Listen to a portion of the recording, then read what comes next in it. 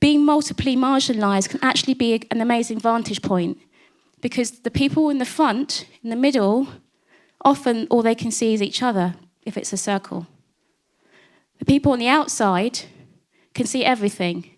And I think that's a really great metaphor for the idea that the most marginalised, the people who are the most disadvantaged, are the people who can see society the clearest. I'm telling the people with power that I have power too. If you stifle my voice and deny me a choice, I will show my power to you.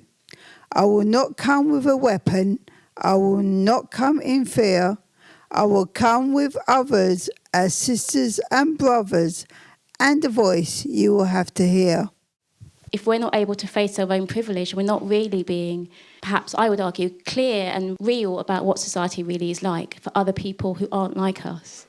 And I think it is important to go beyond just our own experiences of oppression, absolutely. But I think the first step is even just talking about privilege, because I think that's a quite difficult thing for people to really connect with, because it means looking at how am I supported through life in a way that I didn't choose, just by virtue of this issue. There's a term, obviously, white privilege, that goes around a lot, and that's been thrown upon me a lot as well. But I come from a background where it's a privilege to get home alive. I come from a background where it's a privilege to have food on the table. I come from a background where it's a privilege to have all the essentials that people are given in life. So for me, it's like, you can say there's a race. I'm privileged because I was born white, but everybody around me is more cultured than just I'm white, I lack seasoning, or I'm uncultured, I don't know my history, I don't know my background. Well, I weren't taught it.